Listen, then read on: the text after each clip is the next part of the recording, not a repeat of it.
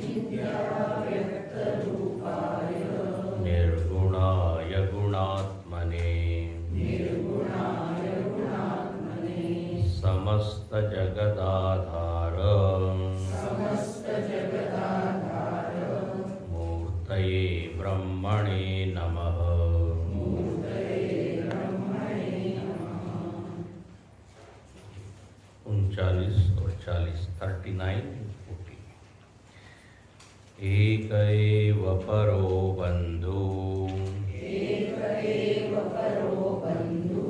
विषमे समुपस्थिते गुरुः सकलधर्मात्मा तस्मै श्री गुरवे नमः। भवारण्यप्रविष्टस्य दिग्मोहभ्रान्तचेतसः येन सन्दर्शितः पन्थाः तस्मै श्री गुरवे नमः।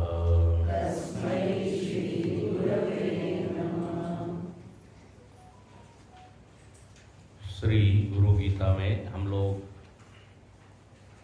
गुरु की महिमा देख रहे हैं।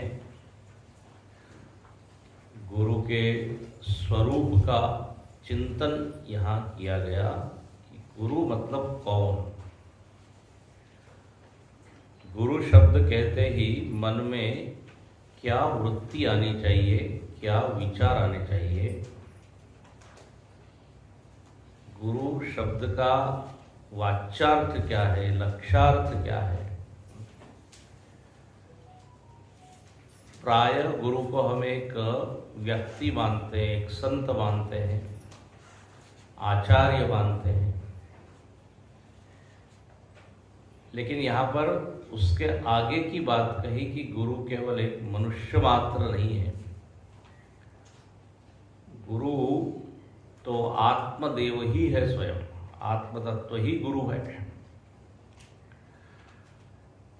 और गुरु कौन है, तो मुख्य लक्षण गुरु का बताया कि जो अज्ञान का नाश करे, वो मुख्य लक्षण है। गु और रू में चार चार जो हमने अर्थ देखे, चारों का निचोड़ क्या है कि जो अंधकार नाशक, भ्रांति को मूल से उखाड़ने वाला यदि कोई है तो वो है गुरु। और इसलिए बिना गुरु की प्राप्ति के भ्रांतियां बनी रहती है, भटकते रहता है। अभी आगे हमने जो श्लोक पढ़ा उसमें यही है। और यह गुरु कौन है, तो बोले ये संकट काल में आपको बचाता है। विषमे से हनुमान जी के लिए भी कहा, संकट कटे मिटे सब पीरा। तो स्मरण करने मात्र से, गुरु का स्मरण करने से भीतर एक तरह का बल उत्पन्न होता है, एक शक्ति, एक कॉन्फिडेंस कि वो हमारे साथ है। तो देखिए हम फिर विचलित नहीं होते।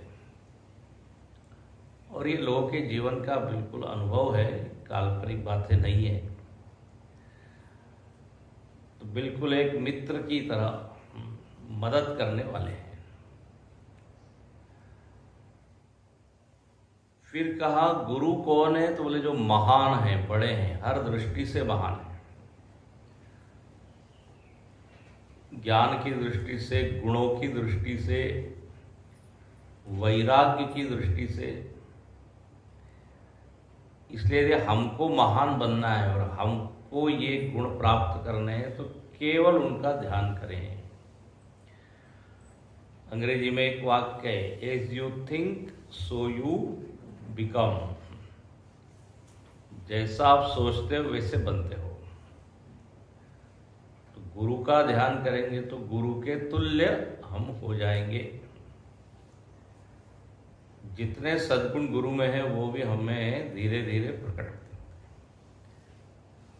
इसलिए यस्य स्मरण मात्रेण, कल देखा था, ज्ञान उत्पद्यते। अब यहाँ लिखते हैं 41वें में कि गुरु कौन है, तो बोले ये जो जीव लोग हैं, ये जीव भवारण्य में प्रविष्ट हो गए हैं और उनको दिशाएं समझ में नहीं आ रही है।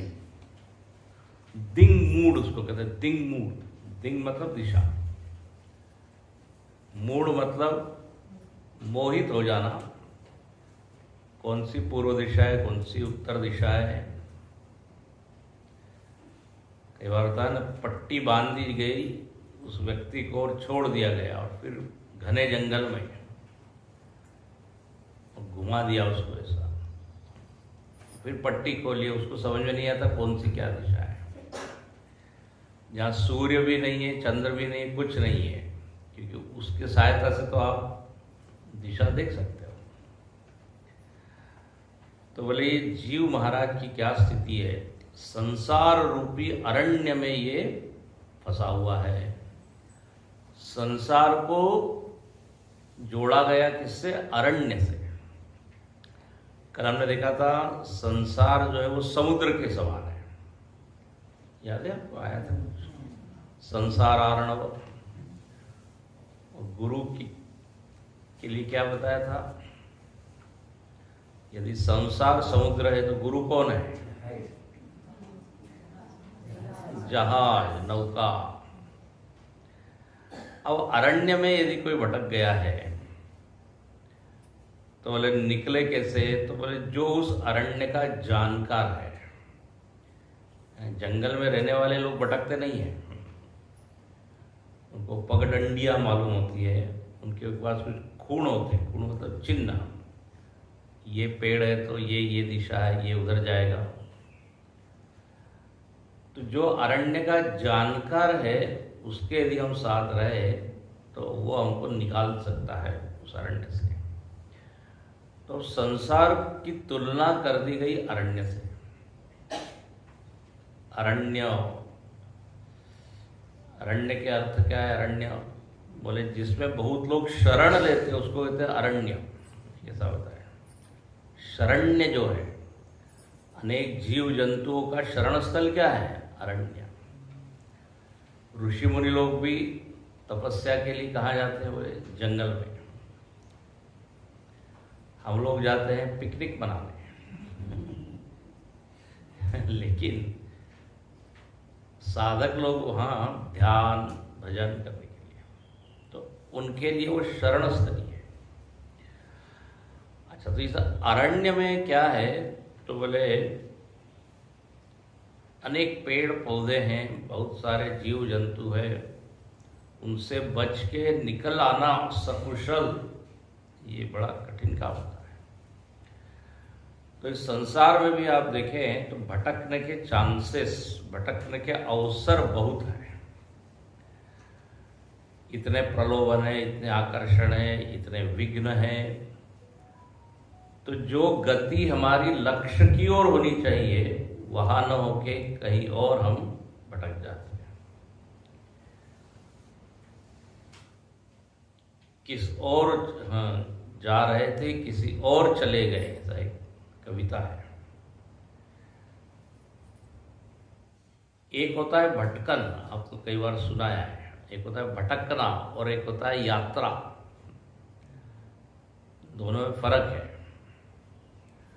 दोनों में समानता ये है कि दोनों में आप चलते हैं। जब भटके हुए हैं तब भी चल रहे हैं, और जब यात्रा कर रहे हैं तब भी चल रहे हैं। लेकिन फर्क क्या है, भटका हुआ व्यक्ति अपने लक्ष्य तक नहीं पहुंचता, भले उसने काफी मेहनत की, लेकिन गंतव्य तक नहीं पहुंच पाया, बोले नहीं जहां जाना था वो, और जो यात्रा जिसने की वो बिल्कुल अंतिम डेस्टिनेशन जो है गंतव्य पर पहुंच गया, क्योंकि वो सही दिशा में चल रहा था। भटकने वाला भी चल रहा था लेकिन गोल गोल घूम रहा था।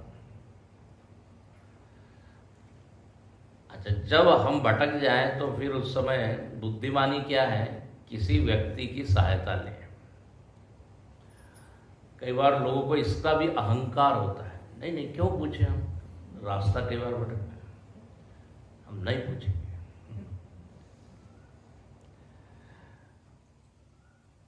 कई बार लोग बोले ये जा रहा है ना, इसके पीछे पीछे चलो पहुंच जाएंगे।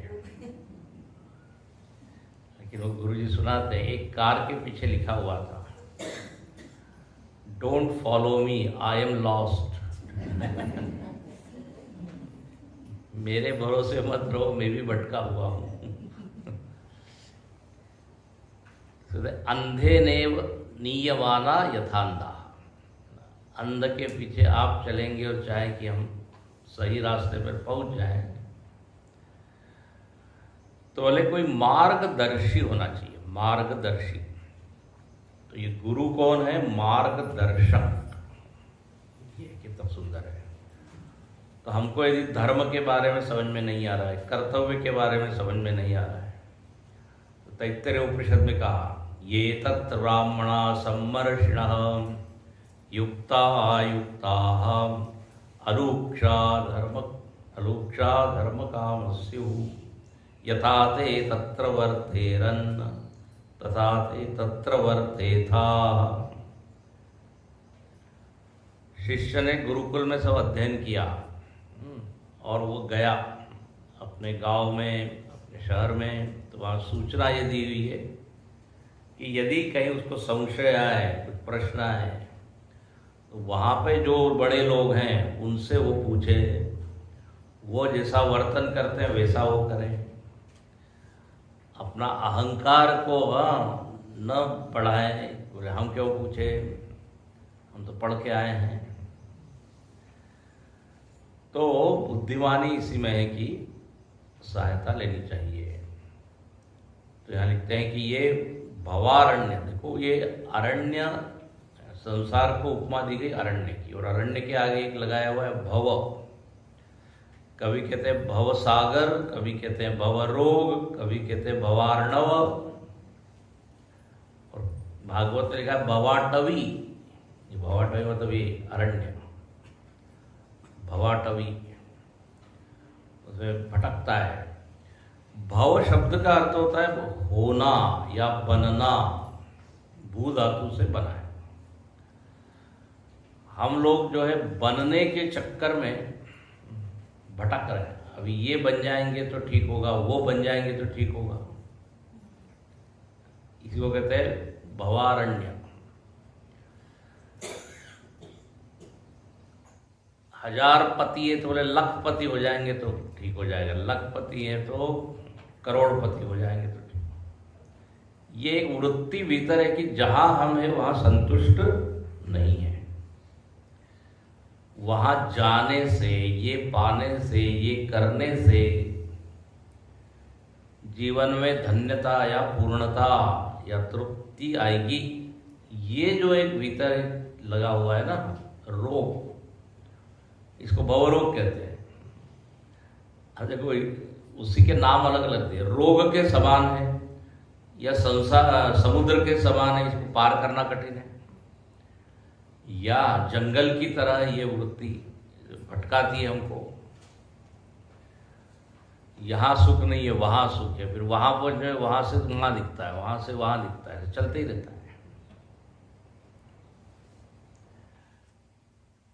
तो बोले इसमें से यदि निकलना है तो सद्गुरुदेव ही ये काम करते हैं, सीधी डायरेक्शन बताते हैं। बोले ये है ऐसे कहा ना, श्रेय और प्रेय, एक जगह आके हम रुक गए, श्रेय प्रेय। ये मार्ग बड़ा अच्छा लग रहा है, इधर जाया जाए क्या, ये थोड़ा कठिन लग रहा है। लेकिन प्राय जो कठिन होता है वही कल्याणकारी होता है, जो सरल होता है वो भटकाने वाला होता है। ये भोग पदार्थ इत्यादि का आनंद लेना बड़ा आसान है,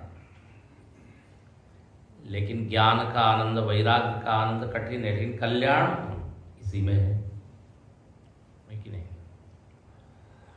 जैसे स्वास्थ्यवर्धक भोजन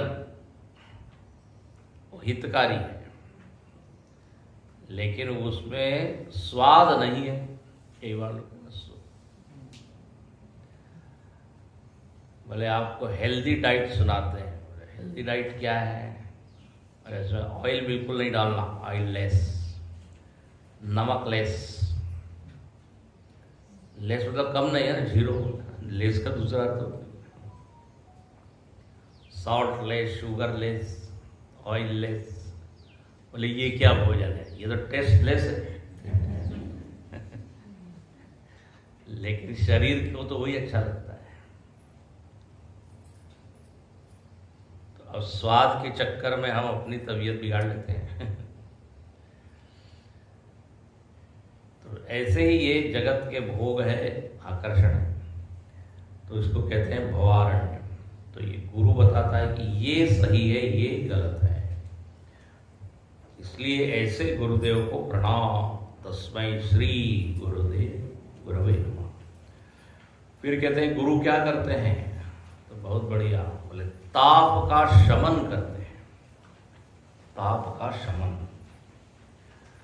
तापत्रयाग्नि तप्तानाम अशांत प्राणिनां भुवि गुरुरेव परा गंगा तस्मै श्री गुरवे नमः। तापत्रयाग्नि तप्तानां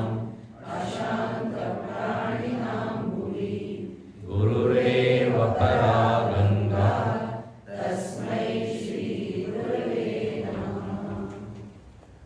बोले भुवि, भुवि मतलब पृथ्वी पर, इस जगत में प्राणी लोग प्राय कैसे हैं, अशांत, अशांत प्राणी। किसी से भी पूछो कैसे क्या है आप, ठीक ठाक है, बोले हाँ ठीक है, लेकिन 10 मिनट के बाद वो बोलेगा सब कुछ ठीक है, लेकिन पहले आपने बोल दिया ठीक है, तो अब ये लेकिन और परंतु किंतु ये क्या है। नहीं बोले वैसे सब ठीक है, लेकिन घर में थोड़ी ये सब कुछ है, मगर कई बार मगर आके खा जाता है हमारी शांति को। तो किसी न किसी कारण से कुछ न कुछ कमी रह जाती। शायद भगवान ने इसीलिए दिए ताकि हम उनको भूले ना, क्योंकि दुख में सुमिरन ना, दुख में करता है ना सुमिरन, सुख में करे ना वही। तो दुख का भी एक प्रयोजन है कि हम भगवान को याद करें। सुख में क्या होता है, अभिमान बहुत आ जाता है, सुख में विस्मरण बड़ा सहज होता है। तो अशांति है, ये एक जीवन का एक कटु सत्य है। चाहिए हमको प्रशांति, मिलती है अशांति। आशा अपेक्षाएं होती है, ये करने से शांति आ जाएगी, वो करने से चित्त में तृप्ति आ जाएगी। अच्छा ऐसा नहीं है, मिलती भी है, ऐसा नहीं है, लेकिन सबसे बड़ी समस्या टिकती नहीं है। टिकने का ही समस्या है, नहीं तो ऐसे तो हर दिन हमको थोड़ा बहुत तो सुख मिलता ही रहता है। गुरुदेव कहते हैं जैसे आपको भोजन में बीच बीच में चटनी से स्वाद मिल जाता है, जब पूरे भोजन में स्वाद नहीं होता तो लोग चटनी और अचार की सहायता से निभा लेते हैं। तो जीवन में भी सुख की मात्रा चटनी और अचार की तरह है, मेन डिश में नहीं है सुख, साइड में है थोड़ा सा। हम जीते रहे इसलिए थोड़ा भगवान सुख देते रहते, नहीं तो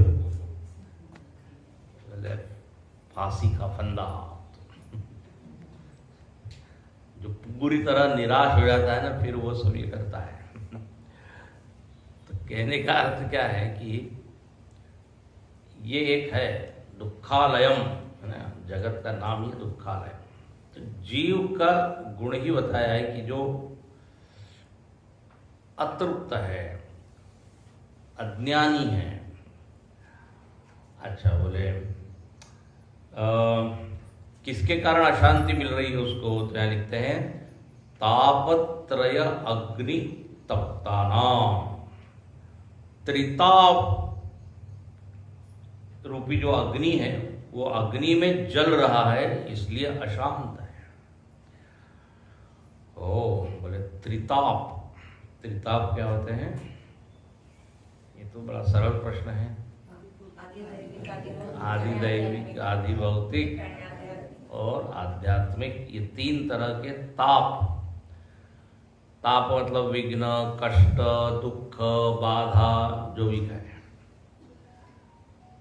तो जो आदि दैविक है, जिसके ऊपर अपना कोई नियंत्रण नहीं है, वो आदि दैविक। अचानक वो विघ्न आ जाता है, कुछ पता था नहीं, उसके सोर्स को हम पता नहीं पाते। तो आदि दैविक ताप आते रहते ना कभी कभी, क्या प्लेग हो गया, तो कोरोना हो गया, तो अपने वश में नहीं हो पाता उसमें, तो वो एक दुख है। दूसरा आदि भौतिक, आदि भौतिक मतलब हम जानते हैं सोर्स क्या है, इसी समाज में, इसी जगत से जो दुख मिलता है वो क्या है? आदि भौतिक। जगत को क्या कहा है? भौतिक जगत। भौतिक जगत मतलब भूतों से बना हुआ है ये जगत, इसलिए उसको कहते भौतिक। पंचभूत से बना हुआ है ना जगत। क्या नाम है पंचभूतों के? हाँ, तो आकाश, वायु, अग्नि, जल, पृथ्वी, ये भूत है, और ये भूत से ही पूरा जगत बना है। जगत को कहते भौतिक। तो भौतिक ताप मतलब इसी जगत से।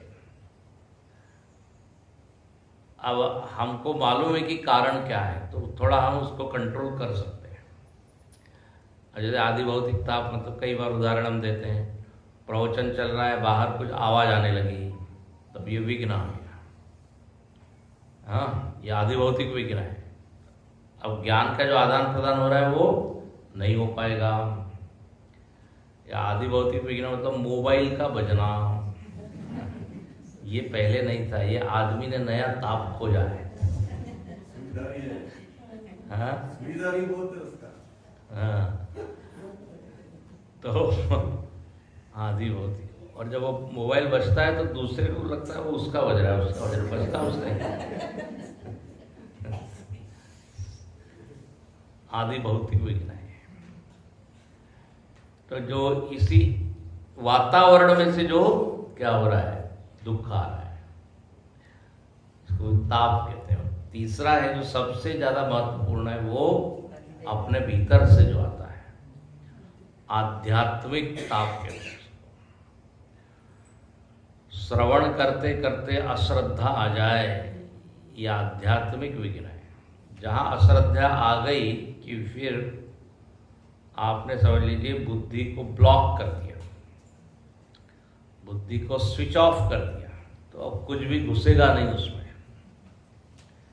जिस ग्रंथ के प्रति या आचार्य के प्रति श्रद्धा नहीं होगी तो फिर वो चाहे जितना ही बड़ा ज्ञान देगा, लेकिन हमारे लिए तो वो उपलब्ध नहीं होगा। तो अब ज्ञान में बाधा कोई बाहर की नहीं, बाहर वातावरण सब शांत है, आदि दैविक भी शांत है, लेकिन हम ही बाधा बन गए। किसके लिए? अपने लिए। एकाग्रता नहीं है, तो यह आध्यात्मिक विघ्न है। प्रमाद है ना, प्रमादी बनकर हम श्रवण कर रहे हैं, ऐसा आधे अधूरे से न वो जागृत अवस्था है न सुषुप्ति है, मध्य में अवस्था है, बीच बीच में से। तो ऐसे अंतःकरण से जो श्रवण होगा क्या ज्ञान होगा। तो ये आध्यात्मिक विघ्न है, बाहर का कुछ नहीं। या शरीर में रोग इत्यादि हो जाए तो फिर हमको ज्ञान नहीं मिल पाता, ध्यान पूरा वो शरीर पर ही जाता है। सिर दर्द होने लगा, या घुटना दर्द कर रहा है, तो फिर ये क्या होगा, प्रवचन हो रहा है लेकिन ध्यान पूरा घुटने का हो रहा है। तो ये 3 तरह के ताप होता है, इसके कारण व्यक्ति परेशान रहता है। त्रिताप, इसको अग्नि कहा है, जैसे अग्नि जलाती है। तापत्रय अग्नितप्तानाम, 3 ताप। अच्छा, जब अग्नि है तो उसको बुझाते हैं तो फिर सब ठंडा हो जाता है, शांत। तो लिखते हैं गुरुरेव परा गंगा, गुरुदेव क्या है, गंगा की तरह है। पानी शिंपड़ लो, इसको पानी ढाला क्यों, क्या होता है, शांत। तो गुरु के वचन, गुरु के उपदेश शीतल है, जो अपने भीतर के ताप को ठंडा करते हैं। इसलिए गुरु के पास हम लोग जाते हैं, वहां जाने पे थोड़ा शांति मिलती है। तो ये हुआ, गुरु को यहाँ पर जल के रूप में कहा, गंगा जी के रूप में। अच्छा, ये जो तापत्रय है इसका एक दूसरा अर्थ भी है। ये लिखते हैं आधि व्याधि उपाधि, यहाँ पे मीनिंग में दिया हुआ है। 3 तरह के ताप हैं। आधि मतलब मन के ताप, मन के जितनी भी समस्या है उसको कहते हैं आधि। और जो शरीर के रोग हैं उसको कहते हैं व्याधि। ठीक है, मोह सकल व्याधिन कर मूला, ये ऐसा कहा गया है कि शरीर जो है ना, ये व्याधि मंदिरम, शरीर मंदिर है, किसका, भगवान का नहीं, व्याधियां, सारी व्याधियां यहाँ आके बैठी। रमण महर्षि जी को, जो बड़े संत थे, उनको क्या हो गया था, कैंसर हो गया था, लेकिन बड़े शांत बने। बोले आपको कोई ऐसा परेशानी नहीं, दुख नहीं, ये रोग आया है। तो देखो कितना अच्छा उत्तर दिया। उन्होंने कहा आखिर रोग को भी रहने के लिए कोई स्थान चाहिए ना, तो उसका ये स्थान है तो रहने दो उसको। ऐसे ऐसे उत्तर होते महात्माओं के।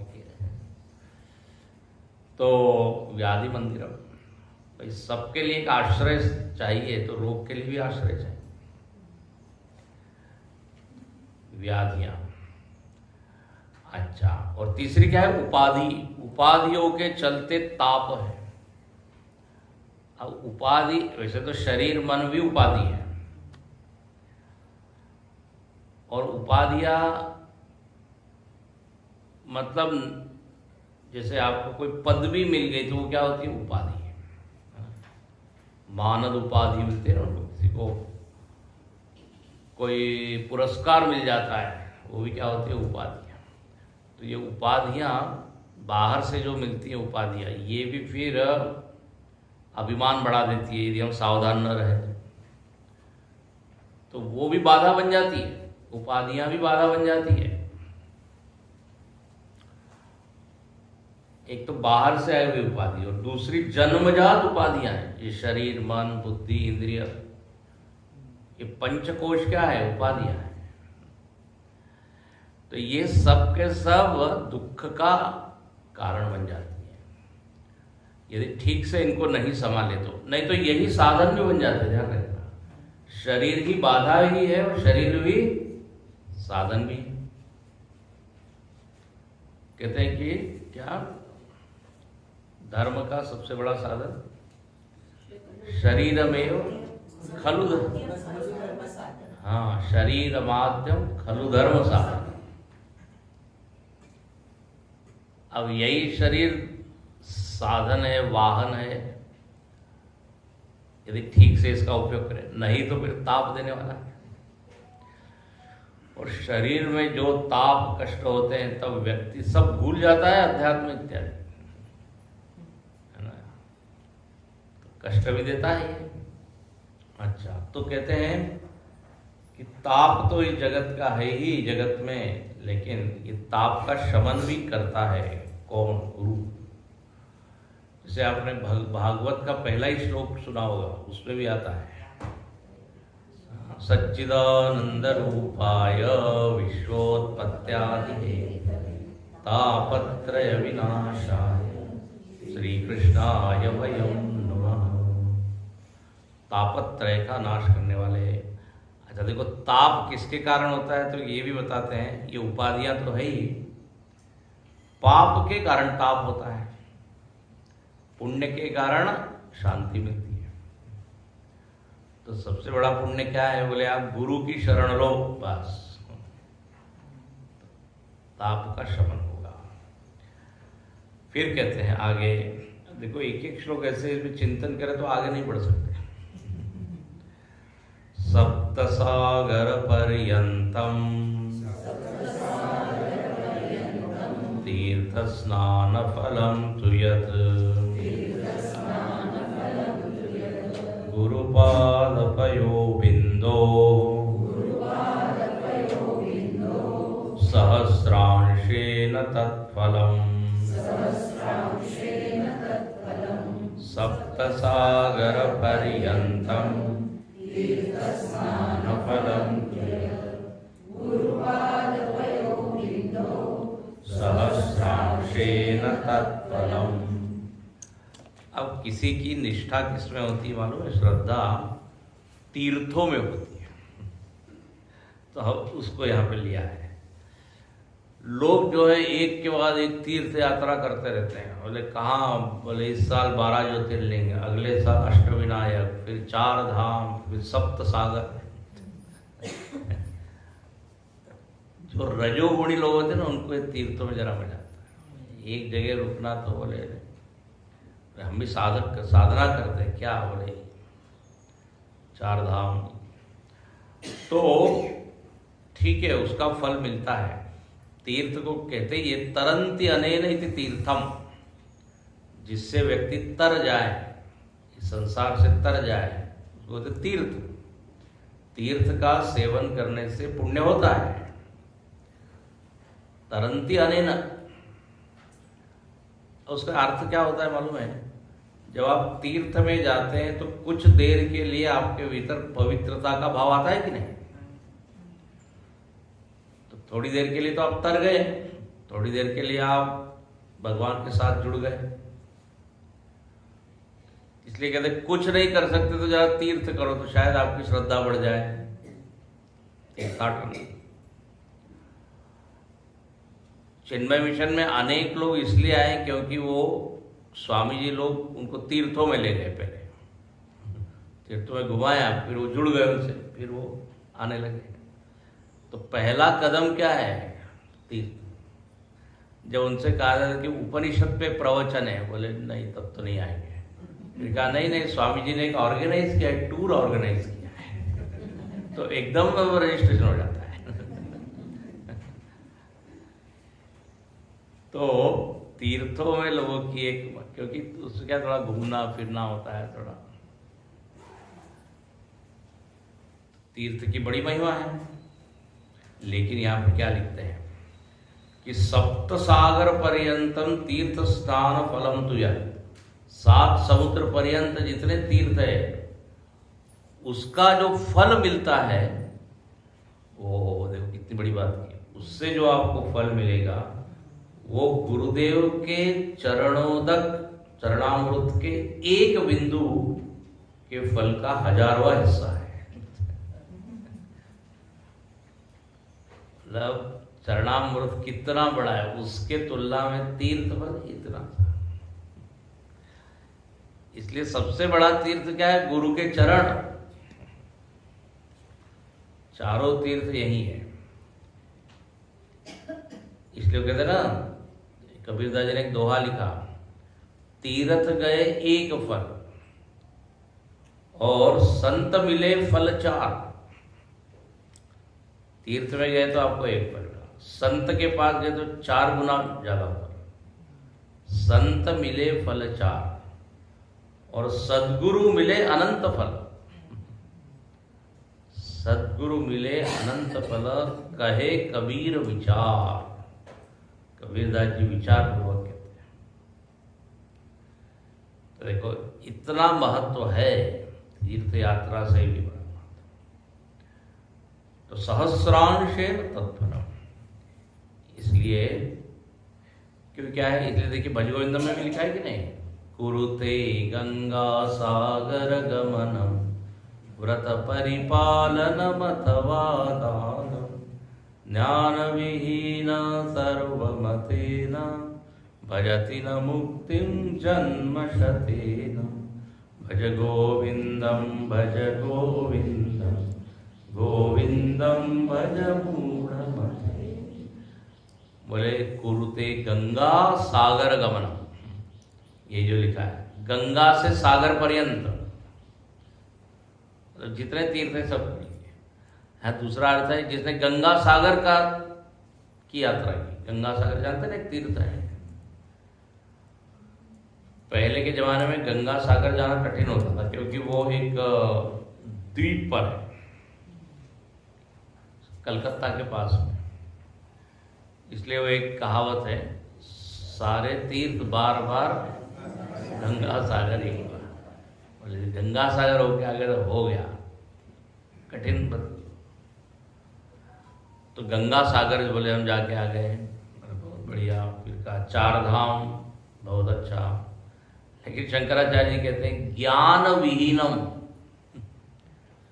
ज्ञान के बिना तो मुक्ति न लभते। कबीरदास जी का एक है ना किस्सा, वो एक व्यक्ति ऐसा ही एक तीर्थ से दूसरे तीर्थ में जा रहा है, अलग अलग नदियों में स्नान कर रहा है, गंगा यमुना सरस्वती गोदावरी। तो कबीरदास जी ने कहा जब एक मैं तुमको वो देता हूँ, क्या लौकी या कद्दू कुमड़ा इसको बोलते हैं, बोले जहाँ भी तुम स्नान करो इसको भी जरा स्नान कर देना, तो ये भी अच्छा हो जाएगा। तो हर जगह उसने उसको स्नान कराया। बोले अब इसकी सब्जी बनाइए, अब तो बिल्कुल बढ़िया सब्जी होगी इसकी। इतने तीर्थों में स्नान की, जब उसको काटा उस भाजी को, कड़वी है। अरे बोले इतने नहाए फिर भी। वो समझ गया कि कबीरदास जी क्या कहना चाह रहे हैं। बाहर से तो खूब नहाया, मन जैसा कि तैसा, मन मेला और तन को कोसे, फूल को चाहे काटे बोए।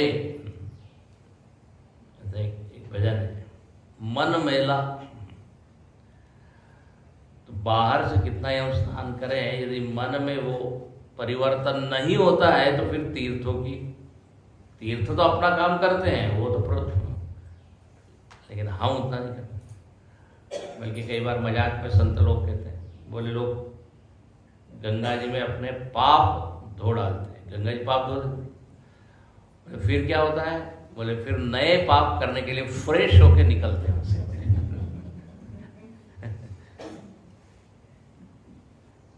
तब तो फिर बार बार गंगा जी से किसी ने कहा कि सब लोग आके आपके यहाँ पाप धोते हैं, आप तो गंदी हो जाएंगी, आपकी शुद्धि कैसे होगी? तो बोले जब संत लोग उसमें आके स्नान करेंगे तो शुद्धि हो जाएगी, ऐसा कहा है। तो संत लोग, गुरु लोग, इसलिए गंगा जी भी मानती कि हमसे बड़े संत लोग जो हमको भी शुद्ध करते हैं। तो यहाँ लिखते हैं, इसलिए गुरुपाद पयो बिंदो सहस्रांशे। तो देखो गुरु के देखिए कितनी महिमा बता रहे हैं, अलग अलग उसका प्रभाव कितना है। अब यहाँ कहते हैं कंपैरिजन, तुलना कर रहे हैं गुरु और भगवान में। अब देखो बोले शिवे, ये भी बड़ा प्रसिद्ध श्लोक है, इसको भी आप अंडरलाइन कर सकते हैं, याद कर सकते हैं। शिवे रुष्टे गुरुस्त्राता गुरौ रुष्टे न कश्चन लब्ध्वा कुलगुरुं सम्यक् गुरुमेव समाश्रयेत्। शिवे रुष्टे गुरुस्त्राता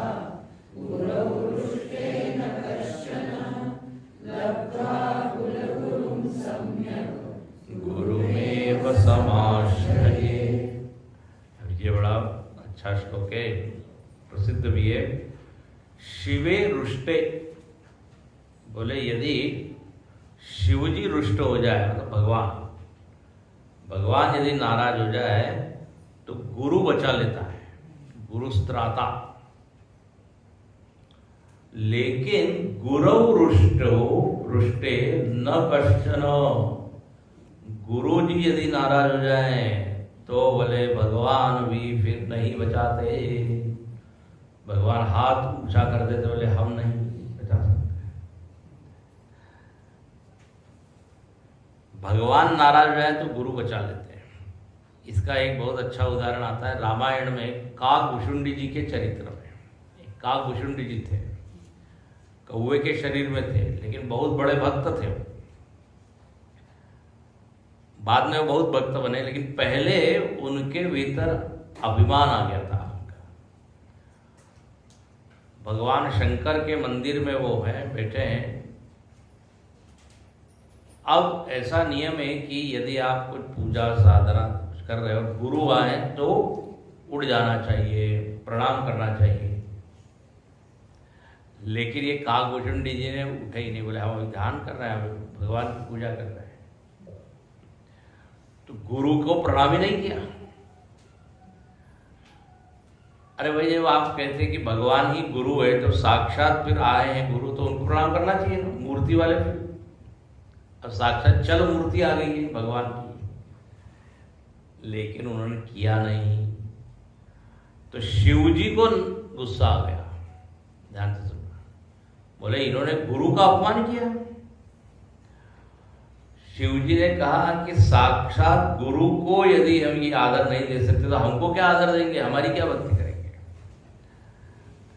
और शिव जी ने नाराज होकर और श्राप दिया है, 1000 वर्षों तक तुमको नरक मिले, सांप बन जाए, ऐसे बहुत सारा कुछ आप पढ़ी उत्तरकांड में। बहुत जब क्रोधित हुए तो जो गुरुजी थे उन्होंने देखा कि अरे अरे अरे, हमारे शिष्य के ऊपर ये शिवजी बड़े क्रोधित हो गए। तो उन्होंने शिवजी की एक स्तुति की और शिवजी को शांत किया, और वो स्तुति बहुत प्रसिद्ध है। नमामि शमीशान निर्वाण रूपम विभुं व्यापक ब्रह्म वेद स्वरूपम निजं निर्गुणं निरीहं चिदाकाशमाकाशवासं भजे। बहुत सुंदर, बढ़िया है। स्तुति पढ़ने से शांत हो जाता है। इसको रामचरितमानस की रुद्री कहा गया। जैसे आप रुद्री पढ़ते हो ना, ओम नमो भगवते रुद्राय, तो वो तो वैदिक रुद्री है, लेकिन मानस में भी कहते हैं ये रुद्री है। तो सुनाई दे रहा है पीछे?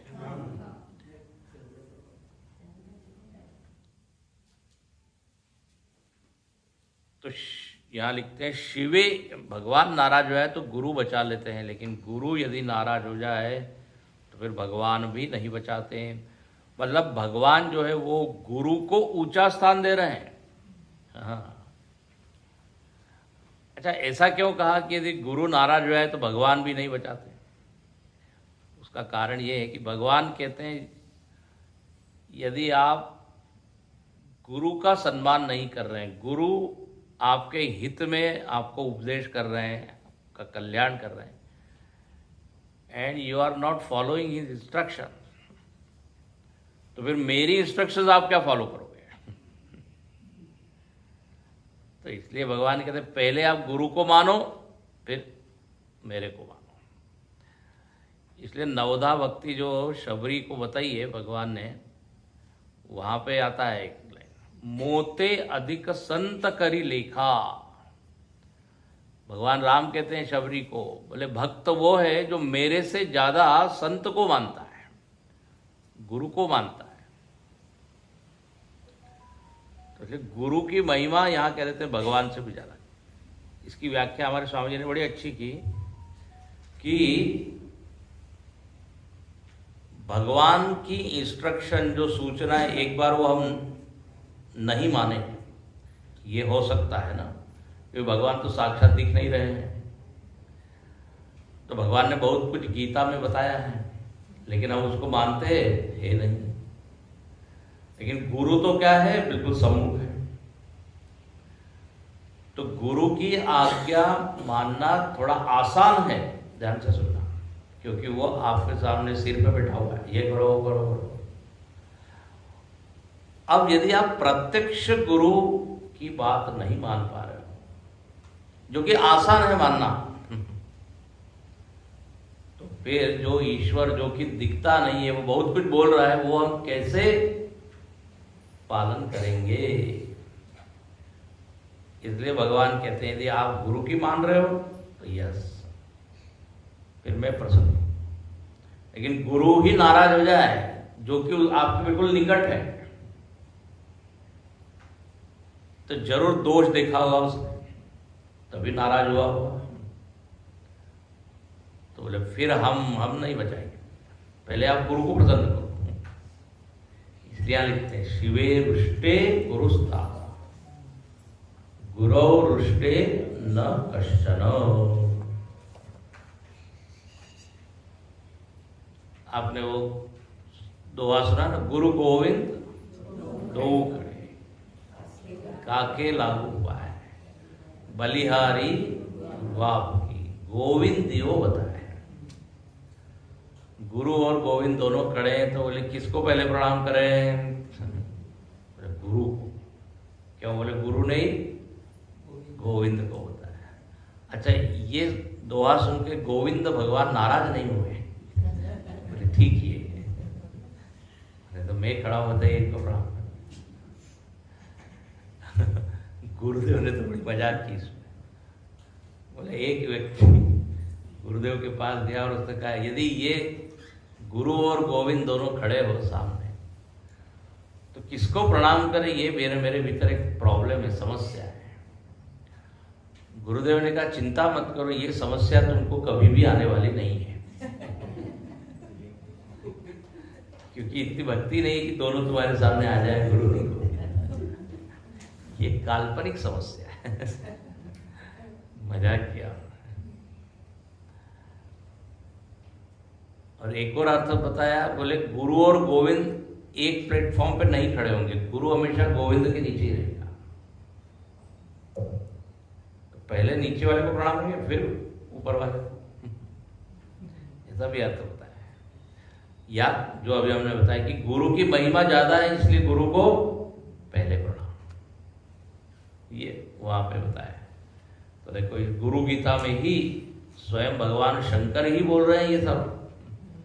हाँ, गुरु जी को आप प्रसन्न रखिए, मैं नाराज हुआ तो गुरु ही बचाने आएंगे। तो लब्ध्वा कुलगुरुम सम्यक गुरुमेव समाश्रये, गुरु का ही क्या करें? आश्रय ले। फिर कहते हैं गुकारं च गुणातीतं ऋकारं रूपवर्जितं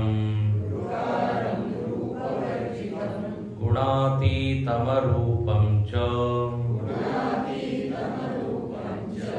यो दद्यात् स गुरुस्मृतः।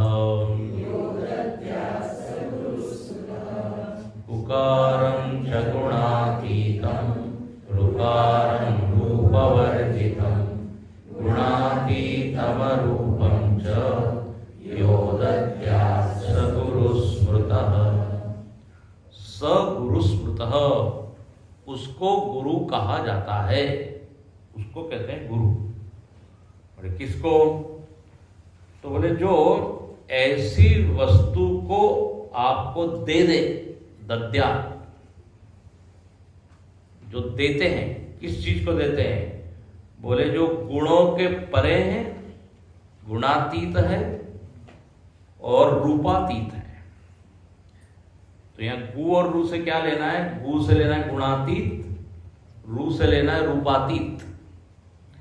और यहां अच्छा बड़ा, ये देखो इसी तरह का श्लोक पीछे आया था। वहां पीछे गुरु को बोला था कि आप गुणातीत और रूपातीत हो, ध्यान से सुनना। और अब यहां भी क्या कह रहे हैं? जो गुणातीत और रूपातीत तत्व है उसका ज्ञान देने वाले जो है वो कौन है? गुरु है। फर्क समझ में आ रहा है? वहां गुरु को ही तत्व बोल दिया था कि जो गुणातीत है रूपातीत है वो गुरु है। और अब यहां कहते हैं कि जो आत्म तत्व है वो गुणातीत और रूपातीत है, उसका जो ज्ञान कराए वो गुरु है। तो अब यहां आत्मा का लक्षण बताया कि जो गुणों के अतीत है, त्रिगुण से परे है।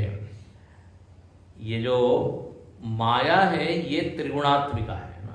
दैवी येषा गुणमयी मम माया तुरंत।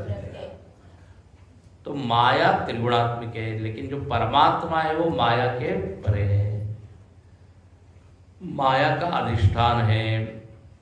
माया को सत्ता देने वाला कौन है? परमात्मा। ध्यान से सुनना, माया की अपनी कोई सत्ता नहीं है। माया असत है, लेकिन वो सत लगती है क्योंकि आधार में सत वस्तु है। मैं कई बार उदाहरण दे चुका हूं पिछले प्रवचनों में। जैसे कोई एक धनी स्त्री हो, श्रीमंत स्त्री, और वो झूठे गहने पहनी हुई हो, इमिटेट, क्या कहते हैं? इमिटेट।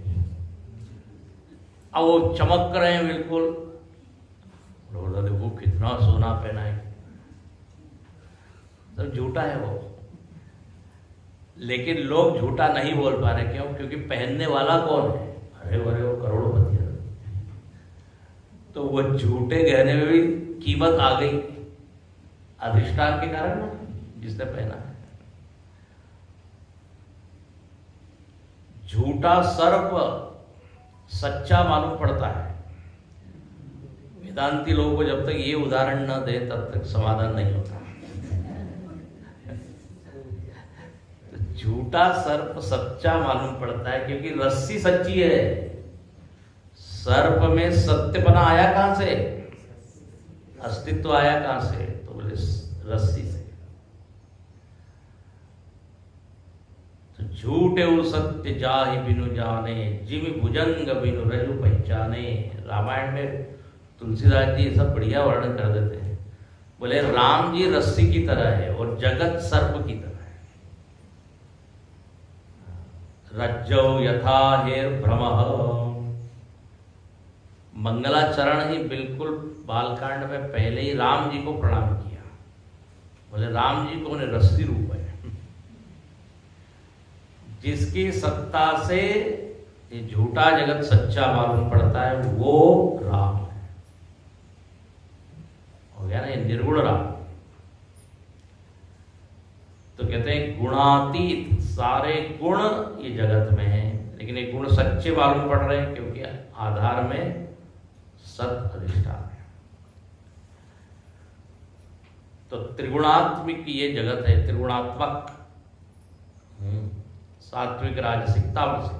लेकिन जिसके कारण ये जगत सच्चा लग रहा है वो गुणातीत।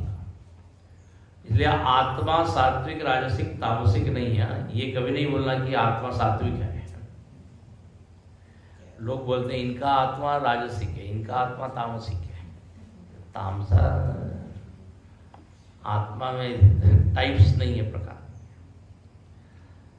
वृत्तियों में है जरूर त्रिगुण, लेकिन वृत्तियों का जो प्रकाशक है, अधिष्ठान है, वो उनसे अलग।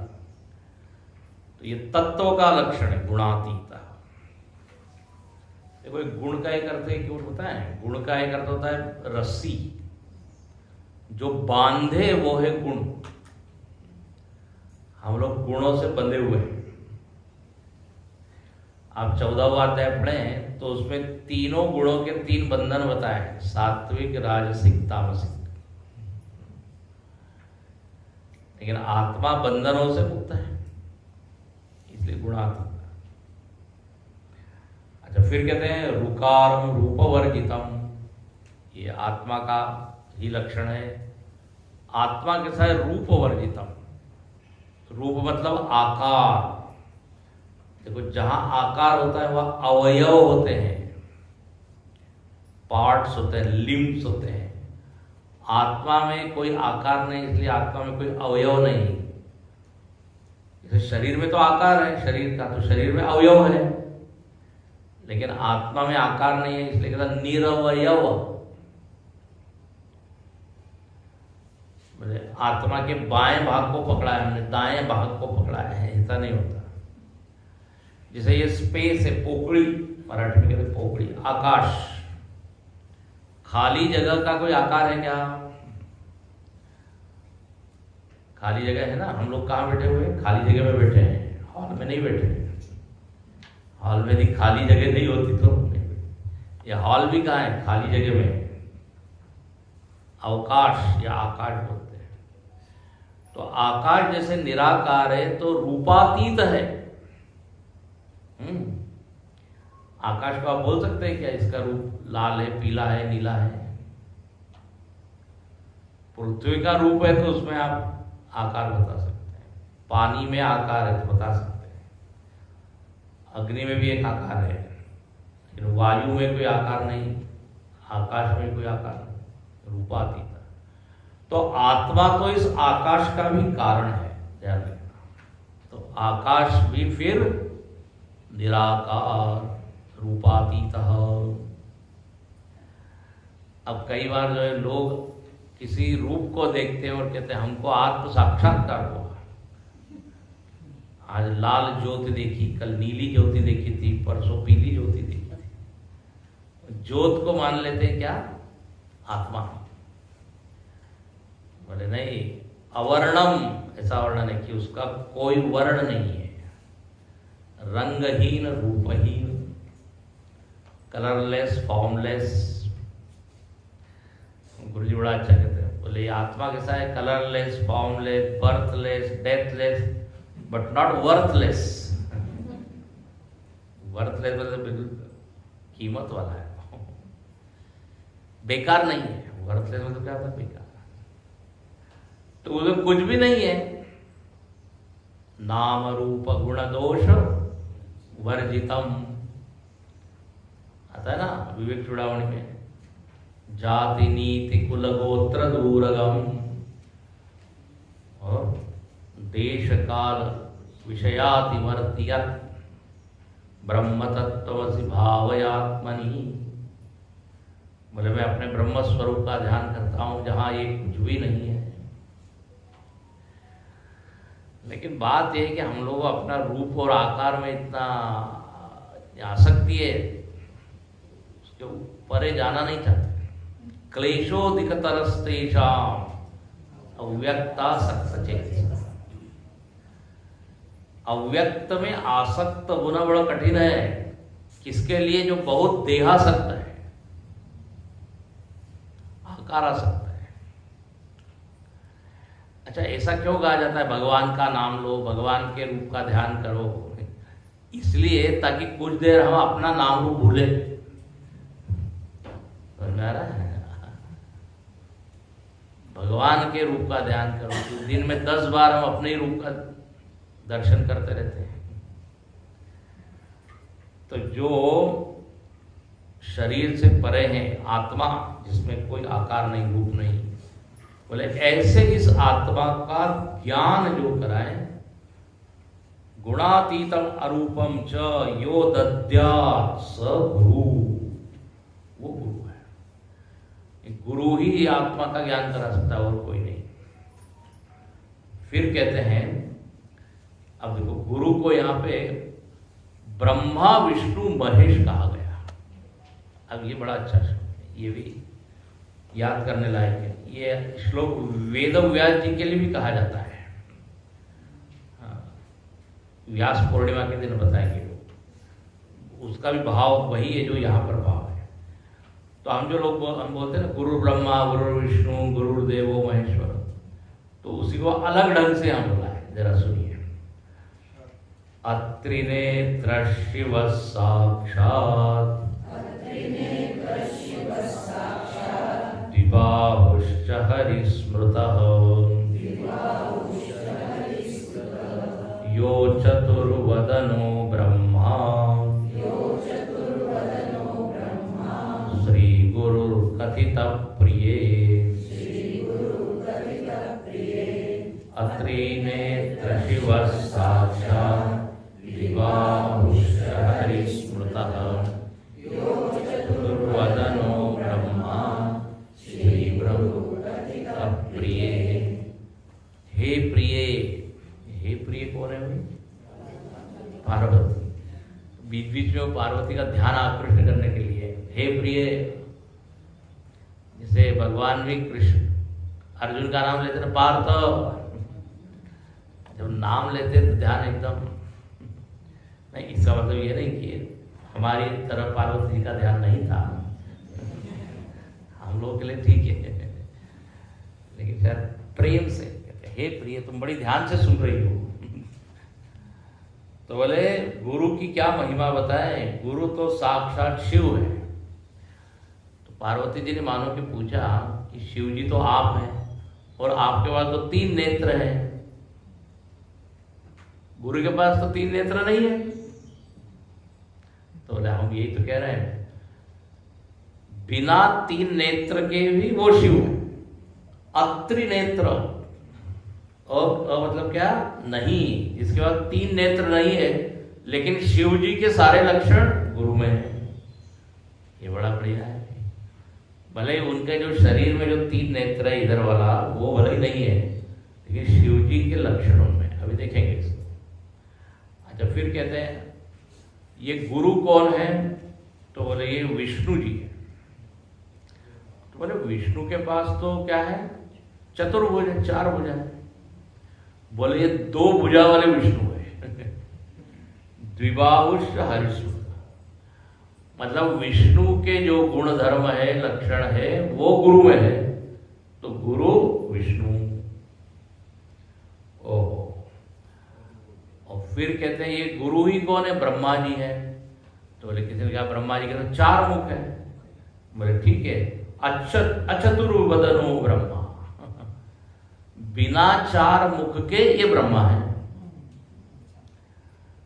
तो बिना 3 नेत्र के शिव है, बिना 4 भुजा के विष्णु है, बिना 4 मुख के ब्रह्मा है।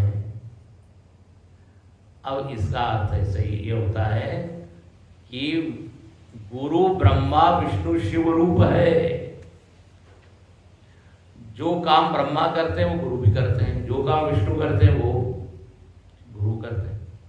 बोले ये कैसे, क्या ये तो नहीं समझ में आ रहा है। ब्रह्मा जी तो क्या करते हैं? सृष्टि बनाते हैं, तो गुरु तो सृष्टि नहीं बनाते। समझ में आ रही है बात? सब लोग ध्यान से सुन रहे हैं? हे शिविरार्थिण सब लोग। तो देखो यहाँ पे बड़ा अच्छा है, इसे जरा लक्षार्थ लेना पड़ेगा। ब्रह्मा विष्णु महेश का लक्षार्थ। ब्रह्मा जी सृष्टि बनाते हैं, ठीक है, मतलब उत्पत्ति का काम करते हैं। गुरु क्या करते हैं? अपने भीतर अच्छे विचारों की उत्पत्ति करते हैं। भले वो जगत न बनाए, लेकिन जो आंतरिक जगत है उसका तो निर्माण गुरु ही करते हैं। जब आप गुरु के सानिध्य में रहते हो तो अच्छे अच्छे विचार उत्पन्न होते हैं। तो जो ब्रह्मा जी का काम है वो गुरु कर रहे हैं। अच्छा फिर आप देखिए, गुरु के सानिध्य में रहने से वो अच्छी वृत्तियों का पालन भी होता है। विष्णु जी का काम क्या है? पालन पोषण। गुरु भक्ति रहेंगे तो वह अच्छे विचार बने रहेंगे, टिके रहेंगे। जहां गुरु से दूर हुए भूल जाते हैं। तो एक तो विचार अच्छे आए, ये पहला काम, फिर वो विचार बने रहे। जैसे हम धन कमाते हैं और वो धन बना रहे तब तो फिर फायदा है, धन चला गया तो कोई फायदा नहीं। तो good qualities first of all we should have, then we should maintain that. तो ये विष्णु जी का काम गुरु करते हैं। और तीसरा काम संहार, जो भगवान शंकर करते हैं। तो बोले जितने विकार हैं उन विकारों का संहार सद्गुरु करते हैं, अज्ञान का नाश करते हैं। तो जो शिव जी का काम है वो काम गुरु जी कर रहे हैं। गुरु के सानिध्य में गलत सलत विचार आते ही नहीं है, एकदम अच्छे विचार आते हैं। एकदम मन में लगता है अरे यहाँ गुरु जी बैठे हम क्या सोच रहे हैं, ऐसा होता है ना। तो अपने आप यदि विचार आ रहे हैं तो खत्म हो जाते हैं। बिल्कुल ये बढ़िया वाला ये अर्थ है। तो अत्रिनेत्र, बिना तीन वाले, ट्रिनिटी कहते हैं इसको, त्रिदेव। त्रिदेव का दर्शन कहाँ करें, हम गुरु में। इसलिए जो दत्तात्रेय भगवान है ना वो गुरु रूप है ना, ब्रह्मा विष्णु आणी महेश, तीनों रूप दत्त होगा। सामोरी बसले मला है दत्त गुरु, इसलिए तीनों के रूप उनमें है। तो ऐसे ये गुरु के देखिए कितनी महिमा है। तो मतलब आपने गुरु की पूजा कर ली तो विष्णु जी की पूजा कर ली, शिव जी की पूजा कर ली, ब्रह्मा जी की पूजा कर ली, ये हो गया। इसको एक बढ़िया शब्द दे सकते हैं, 3 in 1 तीनों एक। तो यहां तक गुरु की महिमा बताई। अब आगे के जो श्लोक है 47 से 49 तक, इसमें क्या बताया, बोले कुछ लोग ऐसे हैं जो गुरु की महिमा नहीं जानते और इसलिए गुरु की पूजा नहीं करते। देखो, देव किन्नर गंधर्वा पितृयक्षास्तु तुम्बुरु मुनयोऽपि न जानन्ति गुरुशुश्रूषणे विधिम् देवकिन्नर गन्धर्वा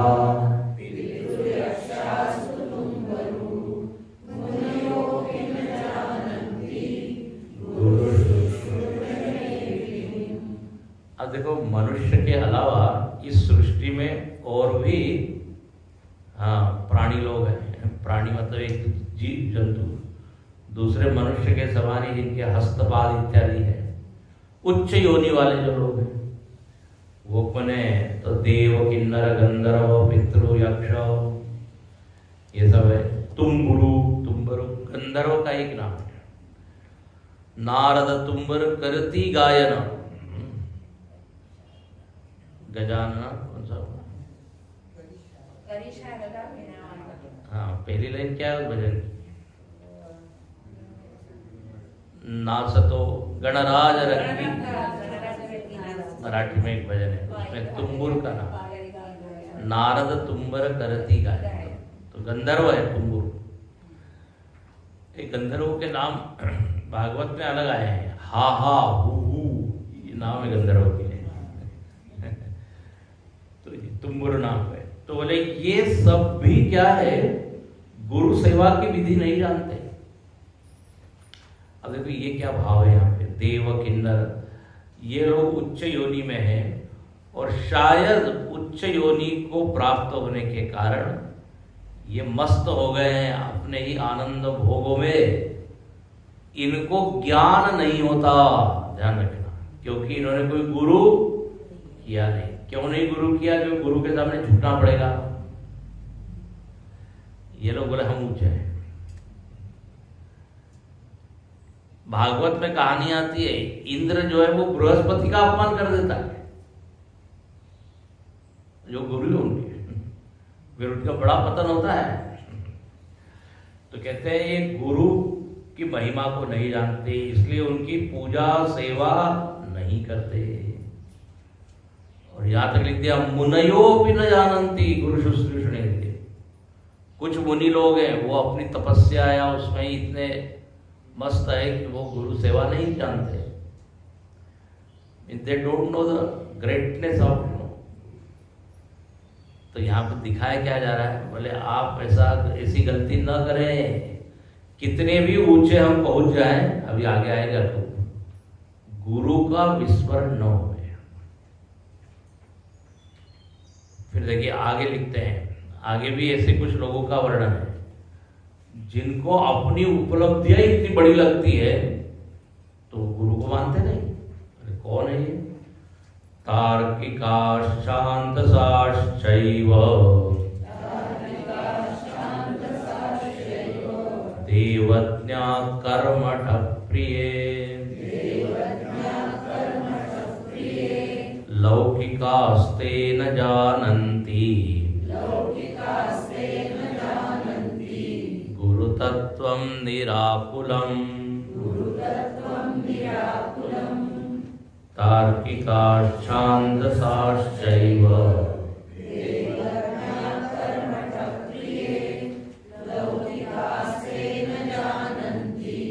गुरुतत्त्वं निराकुलम्।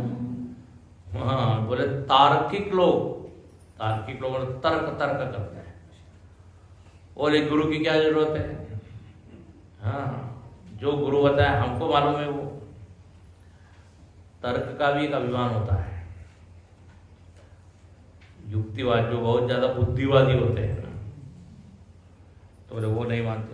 कोई लोग क्या है, छांदसाह वैदिक लोग, उनका जो है ना, उनकी निष्ठा मंत्रों में ज्यादा है और मंत्रादि का अनुष्ठान करके बोले हम प्राप्त कर लेंगे, गुरु की जरूरत नहीं है। गुरु को नहीं जानते, यहाँ लिखा है। फिर ज्योतिषी लोग बोले ये अंगूठी पहनो, ये माला पहनो, इससे सब काम बन जाएगा, गुरु की क्या जरूरत है?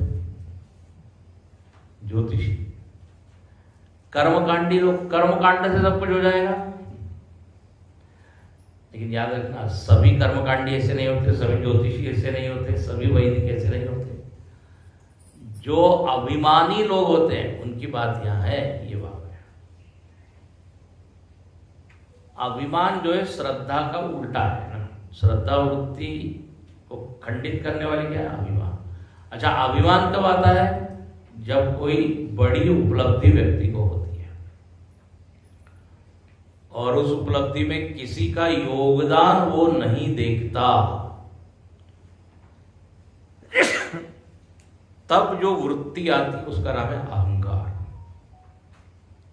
तो बोले ऐसे लोग गुरु तत्व को नहीं जानते। अच्छा, इसका दूसरा अर्थ क्या है कि ये भी हो सकता है कि गुरु तत्व इतना गूढ़ है कि भले इनके पास बड़ी बड़ी साधना ये करते हैं, but they can't understand what is गुरु तत्व।